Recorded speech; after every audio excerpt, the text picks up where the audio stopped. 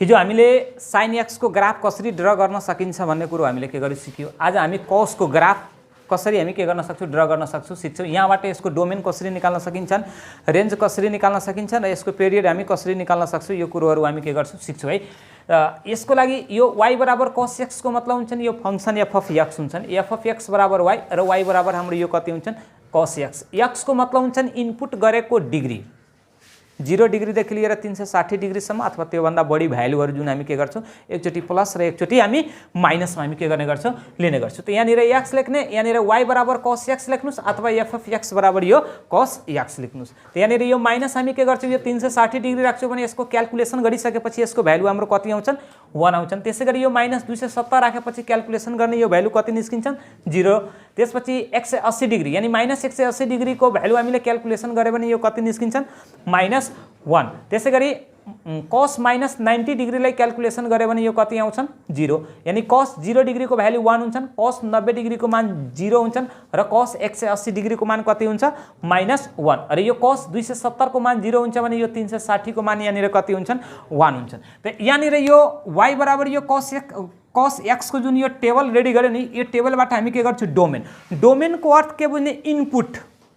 Domain को अर्थ के बुझ्ने, इनपुट। के बुझ्ने, इनपुट बुझ्ने। के बुझ्ने, इनपुट। त इनपुट हामीले के राख्यो, -360 डिग्री देखि लिएर यो कति डिग्री सम्म, +360 डिग्री सम्मको जुन यो भ्यालु जुन छ नि, यो भ्यालु नै हाम्रो के हुन्छन्, -360 डिग्री देखि लिएर कति डिग्री सम्म, +360 डिग्री सम्मको जुन भ्यालु जुन हुन्छ नि, यो भ्यालु हाम्रो के हुन्छन्, डोमेन हुन्छ।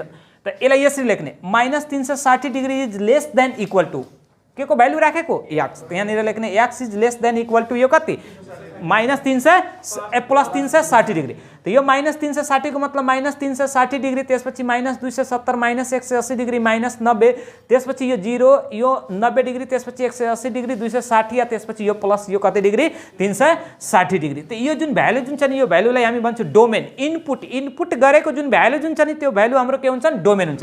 यही कुरोलाई के गर्नुस्, रेडियनमा लेख्नुस्। त यो पाई रेडियन को मतलब 180 डिग्री, 180 डिग्रीमा कतिले गुणन गर्दियो भने यो 360 डिग्री को बराबर हुन्छन्, -2 ले। यो जस्ताको त्यस्तै राख्नुस्, यो जस्ताको त्यस्तै, यो जस्ताको त्यस्तै। यहाँ पनि 180 डिग्रीमा कतिले गुणन गर्दियो भने यो 360 डिग्री को बराबर हुन्छन्, 2 ले। डोमेन, डोमेन पछि हामी के गर्छौं, यहाँबाट रेन्ज निकाल्छौं। रेन्ज को अर्थ हामी यहाँनिर के बुझ्ने कि इनपुट राखेको जुन भ्यालु जुन हुन्छ नि, त्यो भ्यालुलाई हामी क्याल्कुलेसन गरिसकेपछि निस्केको भ्यालु जुन हुन्छ नि, त्यो भ्यालु हाम्रो के हो, रेन्ज हो। त यहाँनिर रेन्ज को मतलब हुन्छ नि, यसमा सबैभन्दा लोएस्ट भ्यालु र सबैभन्दा हाईएस्ट भ्यालु। त्यसको सबैभन्दा लोएस्ट भ्यालु यानी सानो मान -1 छ भने हाईएस्ट मान यसको कति हो, 1 हो। त यसलाई यसरी लेख्ने, -1 is less than equal to यो भ्यालु कसको, y को। त y is less than equal to यो कति, 2। हेर्नु त यसमा सबैभन्दा हाईएस्ट भ्यालु हामीले कति लिएको, 360 डिग्री। त यसलाई यहाँनिर के गर्नुस्, 360 डिग्रीलाई रेडियनमा लेख्नु, 2 पाई रेडियन। त यो 2 पाई रेडियन जुन हुन्छ नि, यो y बराबर cos x को के हो, यो पिरियड हो। अब यो टेबलबाट यसलाई हामी के गर्न सक्छौं, ग्राफमा देखाउन सकिन्छ। त यो इनपुटको भ्यालु हाम्रो x एक्सिसमा हुन्छन् र आउटपुटको मतलब रेन्ज जुन हुन्छ नि, त्यो हाम्रो केमा हुन्छन्, y एक्सिसमा हुन्छन्। त यो राइट साइडतिर यो राइट हो र यो के हो, लेफ्ट हो, र यो अप हो यानी यो माथि छ र यो डाउन यानी यो तल हो है। त राइटमा गयो भने यो के हुन्छ, प्लस, लेफ्टमा गयो भने यो के हुन्छ, माइनस, यो माथितिर गयो भने के हुन्छन्, प्लस यानी अपमा गयो भने यो प्लस र यो डाउनमा आयो भने यो के हुन्छ, माइनस हुन्छ। त यहाँ जुन जुन हामी मान प्लस र यो माइनसमा लिएको छु, त्यही मानलाई यहाँनिर के गर्ने लेख्ने, +90 डिग्री, +180 डिग्री, +270 डिग्री र यो प्लस यो कति डिग्री, 360 डिग्री। सिमिलरली यहाँ आउनुस् है, लेफ्ट साइडमा माइनस हुन्छ 90 डिग्री, त्यसपछि -180 डिग्री, -270 डिग्री र माइनस यो कति डिग्री, 360 डिग्री। अब यहाँनिर हेर्नुस्, यो cos -360 डिग्री निकाल्दाखेरि यसको भ्यालु हामीले कति निकाल्यो, 1। यसको भ्यालु हामीले कति निकाल्यो, 1 निकाल्यो। कति निकाल्यो, 1। त यहाँनिर हेर्नु त यो cos -360 को भ्यालु 1, त यो 1 को सामनेमा, यो 1 को सामनेमा ल्याएर यहाँनिर के गर्ने, एउटा थोप्लो दिने है। के गर्ने, यहाँनिर थोप्लो दिने।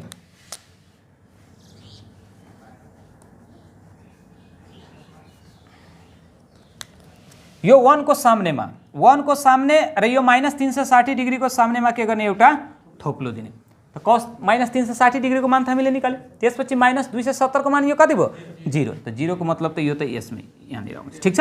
त्यसैगरी यो -180 को मतलब यो मान कति हो, -1। त माइनस यहाँनिर हेर्नु त यो 180 यहाँ होइन, यो -1, त यसको सामनेमा के गर्नुस्, एउटा थप्लो दिनुस्, ठीक छ। त्यसैगरी यो -90 को मतलब फेरि कहाँनिर आयो, 0 आयो। -90 को मतलब कहाँनिर आयो? यो 0 मा है। त्यसपछि cos 0 डिग्री को मान यो प्लस कति? 1। त cos 0 डिग्री को मतलब +1 को मतलब यो यहाँनिर आउँछ। ठीक छ। त्यसैगरी 90 को मतलब फेरि प्लस यहाँनिर यो 0 मा आयो। त्यसैगरी 180 डिग्री प्लस 180 डिग्री को मान यो कति? -1। त -1 चाहिँ यहाँनिर के गर्नुस्? ल्याएर राख्नुस्, सामनेमा लेख्नु होला है। त्यसपछि यो 270 को मतलब यहाँनिर के बुझ्ने? 0 बुझ्ने। 360 को मतलब फेरि कति बुझ्ने? 1। अब यसलाई के गर्ने? ड्र गर्ने। यसलाई के गर्ने? ड्र गर्ने है। यो भ्यालुबाट के गर्छु? यहाँनिर यसको हामी के गर्ने? यो ग्राफ रेडी गर्ने। ठीक छ। ग्राफ रेडी गर्दाखेरि यो cos 360 डिग्री को मान यो कति? -360 डिग्री को मान यो कति हो? प्लस कति हो? 1। त 1 को सामनेमा के गर्ने? एउटा थोप्लो दिने। -270 को मतलब यहाँनिर कति? 0 को मतलब यो हो। -180 डिग्री को मतलब यो माइनस यो कति? 1 मा लगेर के गर्ने? एउटा थोप्लो दिने। -90 डिग्री को मतलब यो कति? 0 यहाँनिर लाग्ने।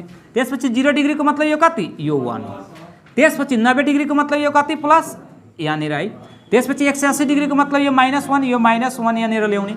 270 को मतलब यो कति हुन्छन्? 0 र यो 360 को मतलब यो कति हुन्छन्? 1। यो सबै यो पोइन्टहरु कोर्डिनेट गरिसकेपछि के गर्ने? यहाँबाट ग्राफ ड्र गर्ने है। 360 डिग्रीबाट कहाँ आउने? 270 मा र यो 270 बाट कहाँ आउने? 90 मा।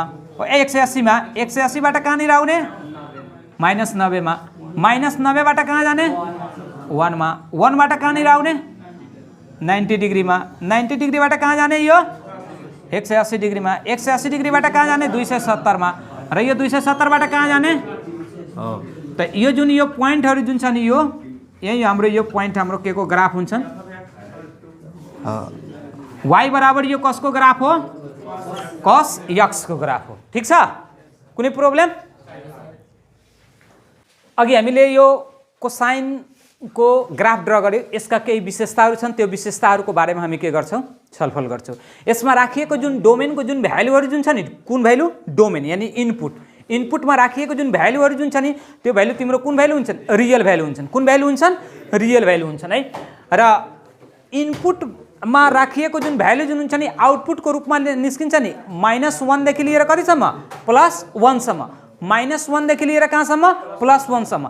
त्यो भ्यालु पनि कुन भ्यालु हो? रियल भ्यालु हो। त्यो रियल भ्यालुलाई नै हामी के भन्ने गर्छौं? यहाँनिर रेन्ज भनिन्छन्। यानी यसको भ्यालु -1 देखि लिएर कहाँसम्म?